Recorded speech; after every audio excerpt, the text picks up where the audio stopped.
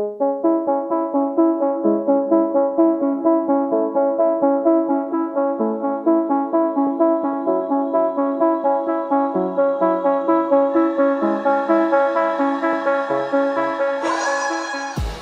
and welcome to the Blackout podcast, where I get to talk to amazing people who do amazing things. And today I'm so happy to have my friend, artist. Dude, you've been you've been doing a lot on we'll get to talk about it. Jacob, aka Coffin, thanks for coming to the Blackout podcast. Dude, thanks for having me. Pleasure to be here, man. Yeah, I was just thinking of, God damn, you've done so many shows. Yeah. The last 2 years, it's been getting crazy. Yeah. So, what happened, and how are you handling it all? Oh man, well, it kind of all sparked 2 years ago. So I was the bar's not around anymore, but there was a nightclub called Level 8. I had gotten the chance to open up for Afroman when he came a few years ago to Nova Scotia, and the bar owner at the time, shout out DJ Insight, came up to me and he saw my sound check, and then he offered to open up for Tech N9ne the next month, and then Dax the next month. And then from there, we met a connection at one of those shows that puts on, shows around the country. And that's where we did the marquee shows with, D12, Obi Trice, Chris Webby, Lloyd Banks. And it just kind of all started spiraling from there, right? You get in those big venues with those kind of people that, are at the top of the game, and you do the right amount of networking, and then, the opportunities arise. But it was definitely, been doing it for 10 years, so it took a bit to get there, but yeah, no, it's been great. No complaints here. It's been an absolute pleasure, and I think things are going pretty well. Yeah, no, when okay, I'm opening for a Dax, the Obi Trice and stuff. How do you prep for that? Oh man, well, when we did the D12 one, that was nuts. Obi Trice, that was nuts for me, because when I grew up, I had posters of D12 on my wall, so I was very nervous. It's a lot of prep, man. Every show I do, I probably do 12 hours of rehearsal minimum. So I'll go to a rehearsal space, live mics, the whole thing. We run through the set with my co-artist Hodder, and we usually then plan choreography, certain lines in between songs, and then once you kind of have a formula down, then it's okay, for this show we're doing A, B, C, and then in between A, B, C we're doing this bit and this bit, and it's just practice, man. It's practice. I'd never do a show like that. I'd never just show up with no rehearsal, because you gotta know exactly, okay, this part of the song starts here, and I have 10 seconds to talk to the crowd between here and here. So it's a lot of prep work. Yeah. And then at what point do you know, okay, I'm good to go for this show or that show? Oh man, I don't think I ever fully know. I know, but I don't, because once I get on stage, and especially the bigger shows where you just kind of look into the crowd and you can't. I'm used to doing shows with 20 people. It's I see you in the back. When there's 500 people, you're just ooh. So usually I find it's within the first minute of performing, everything starts clicking in from the rehearsals, and I'm good to go. But when I first go on stage, I'm not good to go. I'm oh man, don't flub this up. I usually start with a scream to kind of get the crowd into it, and then once they give me the reciprocation, I go, all right, I'm here, let's do this. Yeah. Do you have this one song you love opening with, or doesn't matter? Oh man, I'd say Bounce. Bounce is a song I did. It came out 3 years ago. I usually do it every show, and it's just a good song. That chorus, Bounce. It's easy for people to say, and it just kind of, I know the song so well, and I'm so comfortable with it. It just kind of gets me in the right position to either do new material or other material. But I'd say that one for sure. Yeah, it's a lot of fun to do. Okay, let's dial it back and get into the music now. I mean, you've done it for a while now. What keeps you going, and how do you know, okay, I'm ready to work on the next song or EP or Well, I mean, it's kind of funny, because I was thinking about that, and just in general, making new stuff recently. And even though I've done it a long time, I always try to approach it like I'm a beginner. Number one, because I find the creativity comes from there, of oh, let's not worry what I just did with these 50 other songs. Let's just pretend every song's my first song, so that there's a full space of that. But I think the real motivation that keeps me going is I keep getting better and better. I feel like I'm starting to, even after 8 years, the biggest struggle for me is I didn't feel like I sounded like me. It was like, okay, you're rapping way too fast. All right there, Eminem, like sit down, right? Or, oh, you're way too aggressive or this or that. And like within the last few years, I'm really starting to find like, oh, like when I play this for my friends or my peers or whatever, they're like, that sounds like Kid Coffin. So I know now that I'm starting to come into this new space. But honestly, it's my passion for it. Like there's nothing, you know, I love being on stage. I prefer doing live shows over studio recordings. Like I love the energy, the adrenaline rush, right? But I think a lot of it is just is my seeing my growth over the years and going, okay, I think I can do more. I think I can do better. So it's constantly it's a constantly like a self-improvement thing for me. Yeah, okay. What was the last song you worked on? Last song I worked on is an unreleased one. It was produced by DK Productions. Ooh, it's dope. Yeah, man. Yeah. Oh, I'm trying to get him on the show. Yeah. DK is awesome, man. DK, get on the show, man. Stop messing around. But yeah, I connected with him through a good friend of mine and also fellow producer C Stone Leone, if you ever heard of C Stone Leone. And we just kind of clicked right away. And so I've worked on 3 songs with him in the last couple of weeks, and they're sounding really, really good. And what's the song called? One of them's called Rocco, is the most recent one. We just got the master back for that, actually, but that one's a bit of a secret till later in the year, you know what I mean? But okay. That one, again, it's that what I was just telling you about, like feeling like I sound like me, like the sound is there, like this doesn't sound like a replication of this influence or this influence, so I'm really excited for that one. Talking about that, how do you know like when to release what song, right? Because you've done 3, right? And you're like, this is the one, you know. So what's behind the decision when a song comes out? That's a good question. I think a lot of it, honestly, has to come out with the content of the song. So if we're talking about like a really like happy song, I go, okay, so this would be somewhere between March, April, May, June, summertime kind of feeling. I usually actually base it a lot of the times of the year. Just like, you know, if you have like if it's a really aggressive and like heavy, well, you're probably not going to play that at the beach in July, right? Like you're not going to. But if it's like November and like everything's kind of dreary and the weather sucks, it's like, okay, that's a good time for that kind of song, because when people walk out their door, that's kind of the environment they're looking at right now. But I mean, it really, for me, it depends on the content. If I do 3 songs and I listen to them each, I usually try to save the one that I feel is the best product in my head, not what other people tell me, in my head, and I save that one for like the last, and then I'll go, okay, this one I think's really good, but I'm like, not crazy about it. That one will come first. This one I think's really, really good, but not as good as that one. That'll come second. I usually try to leave what I feel is my best work for the later on, because it's a build up. Okay, that was dope. Oh, that was really dope. Oh, that was sick. So it's like just like a movie. Build that crescendo, and then boom. You're talking about movie, you're into videography now. Yeah. What's the story there? Dude, I could not afford paying for music videos. I couldn't afford it, man.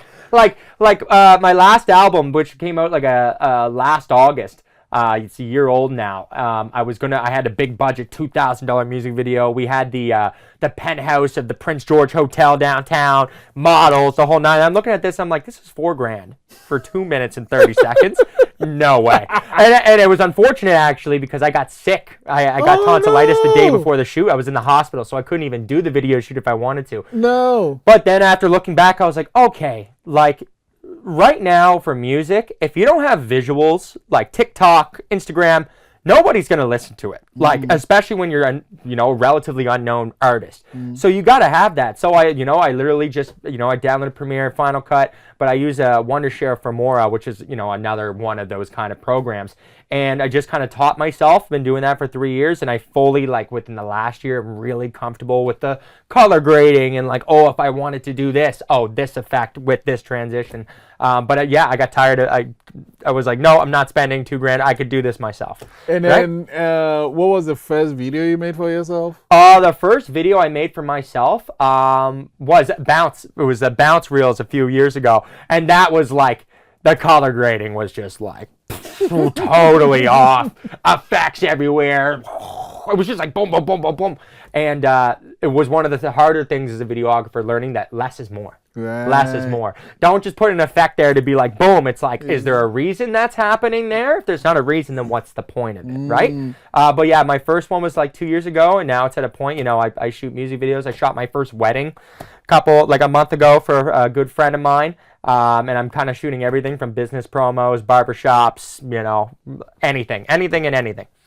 I mean, and you're gathering all that skill together. So, what's the last video you made, and do you have any plans for shooting another one? Yeah, so the last video I made is for a release I got coming next week, Cul-de-sac. That one will come out on October 16th. And right now I'm just kind of posting reels of that song, which are, I set up my camera on a gimbal, and it's a cool one. You do this gesture, and there's a camera separate from that camera on the gimbal that then tracks you. So I can set it up and I could walk by it and it'll keep me fully in frame. So now that eliminates, because the one thing that's hard is if you don't have someone to shoot you, how can you shoot yourself, right? So that's been a little cheat code that I've been using. But I just dropped a couple of reels for that. And there's plenty more coming out till next week. And amazing. Okay, so like as you're Mr. Versatile, you also do some real estate stuff. Yeah, that's kind of the full-time gig. So like, I mean, how is that going in Halifax, and how do you even get into it? Oh man, well, in Halifax right now, like everyone's talking about, the housing market's gonna pop, the bubble's gonna pop. It's not gonna pop. There's so much demand to live in Halifax. Now, depending on what area you're in, I'd say Halifax, like South End, North End is probably one of the most desired places right now. It's not like 2021 where people were $200,000 over asking. Like, you're not gonna really see that anymore. But it's definitely good. It's a lot harder than people think. A lot of people think, I'm going to be a realtor, sell a bunch of houses, make a bunch of money. No. Don't work like that. I've been doing it about 5 years, and just in the last year, I'm starting to make profit over my overhead.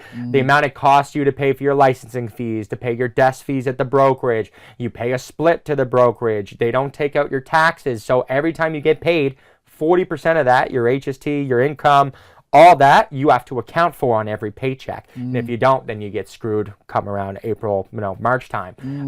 But getting into that, you got to have about $4,000 to $5,000 just to do the course, get your licensing done. Then you have to find a brokerage that's willing to take you on, which is usually an interview process. But the key for me was I was, as well as doing my own deals, I'm a full-time assistant to another realtor on a salary basis. So I run her business, which gives me networking connections, helps me learn the business, how, she's done it for 25 years, she's one of the top agents in Halifax. So that was a big thing for me, was finally being like, okay, now I don't have to work a side job while trying to be a realtor. It's like, no, I'll help manage her business. And that's my full-time gig, and now I can focus on my clients and my full-time gig. But you can get a deal from anywhere, man. My first $1 million deal I got from a rap show. What? Yeah, I headlined a show like 3 years ago, and a singer on my first album, shout out to Alice, they were there performing with me, and their parents were there. And went up, talked to him. Oh yeah, you got my real estate license, started doing real estate. Oh, well, we're thinking of selling our properties. I was like, oh yes, I'd love to list you. Go home, look it up, and I went, oh my God, way over my. I've only been doing it for 2 months, right? I've only been doing it for 2 months, and yeah, it was like a $1.5 million deal, and that kind of kicked it all off from there.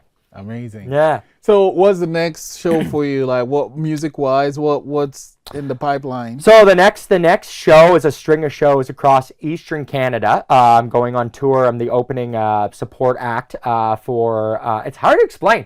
It's Eminem, but it's not Eminem. So it's a guy from the UK, very talented guy. He covers Eminem. So he does Eminem cover shows, and it's more like amphitheaters compared to nightclubs. So it's more like the Spats Theater or these kind of places. So they had a show here last year at Halifax West. We did our sound check, kind of like the Tech N9ne one happened. Buddy came over, he goes, hey, these two guys, they're on our tour next year. And we were like, oh, okay, cool talk, right? And then 3 months ago, we got the email, okay, so we're going to cover this, your flights, I was like, oh, shoot. So that's on the Eminem, it's called the Eminem Tour. And that's happening, I believe, in Winnipeg, Montreal, Peterborough, Brampton, Wow. and one more. There's one more location I'm forgetting, but that's the next string of shows. That is Yeah. wonderful. Yeah. Okay. Something that I said I will let guests. A question I'm gonna make sure I ask guests, because a friend asked me that question that kind of shook me a little bit, and I said I need to ask every guest that comes to the podcast is what's something that happened to you before you were 17 that plays a huge role in who you are today? It's a really good question, and honestly, mine is an injury. So, before I even started doing music, I was a basketball player. I played, like 10 years. I was at the basketball court every night practicing. Wanted to play basketball professionally. And then when I was 16, I went up for a layup in gym class, and my kneecap went all the way around my leg. Tore every tendon, every ligament, like done. So after that happened, the doctor was like, you can probably kiss that dream goodbye. There's just no way. Like you're going to, now I have a 6-inch screw that holds my patella together. So when that kind of happened, I realized I really needed to pivot. Okay, well, basketball player's not happening anymore. So then I kind of pivoted to something I was always doing, but it was kind of more of just like fooling around, which was writing. And whether that was like short form stories, poetry, not necessarily rap, just like poetry, and then I started getting into writing rhymes, and I really became fond of making this rhyme with this and this and this and this. But I think that really shook me in the sense of like, okay, we were going down this path. This path is now, there's a roadblock. You can't go down that path anymore. So where am I going to pivot to? So when that happened and I started getting into the writing and everything, and realizing, okay, like, I kind of I might want to give this a shot. And then now here we are today, 9 years later, have records out. And so that was kind of like the big transformative thing for me, at least. Wow. At 16 was a physical injury. Amazing. Thanks for sharing that. But when you mentioned that, it made me think of something else that you do, but you rarely talk about, and that's being a coach, basketball coach. Yes, that's right. That's So, right. Yeah.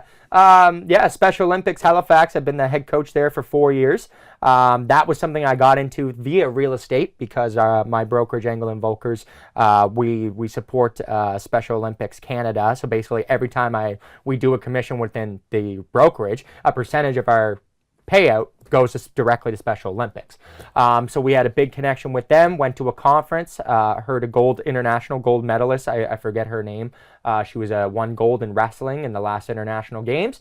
I figured out how I could get involved, and then at first it was like, I'm going to go there every week for a couple hours, Wednesday and Thursday, and it'll just be like a good thing to do. And now I'm so passionate. We're running pick and rolls. We're doing zone. Everyone has their own playbook, and it's just, it's not only is it a good thing to do, but it really makes you, like, for them, those few hours on that Wednesday and Thursday night is the time of their lives. And if people could really appreciate more being present in the moment and enjoying where they're at and not worrying about the stresses of everything in the back, I think the world would be such a happier and stress-free place, because a lot of these athletes, it's not physical disabilities, right? It's Down syndrome, autism, so things we take for granted every day, like being able to drive a car to the grocery store. Some of these athletes can't do that, and so being in that really opened my eyes to, like, not only is this a good thing to do, but it's making me a better person and appreciating all the little things in life that we take for granted every day. But yeah, we won silver. We just finished provincial games. We won silver for Nova Scotia. We just started the season up again, and we got these 50 athletes now. So we're going and going. Amazing. Yeah, man. Okay, you bring so much magic doing that with the Special Olympics and your music, and I thought I could let you go with a little bit of magic of mine. Okay. Yeah. So, write down a number between 1 and 60. 1 and 60. Do not show me. Once you're done, you can point it to the camera so they can see it. Okay. And then my magic cards are going to, like, help me figure out what your number is. Yeah. Now see what he's doing. He's got a third camera behind me. I can't see. A little GoPro. Yeah, hidden in the rafter. Nope. Okay. Nope. 1 and 60, eh? Between 1 and 60, pick one number, and I'll tell you what that number is after my little abracadabra. All right, I got it. I got it. I got it. Okay, yeah, pointing to the camera so they can see. And I'm looking away, so. All right. So your number is going to be in at least one of these cards, Okay. but it can be more than one, okay? So is your number here? It is not. It isn't, okay. Is he here? Yes, it is. Is he here? No, it's not. Okay. Is he here? What kind of witchcraft you got going on here? Yes, it is.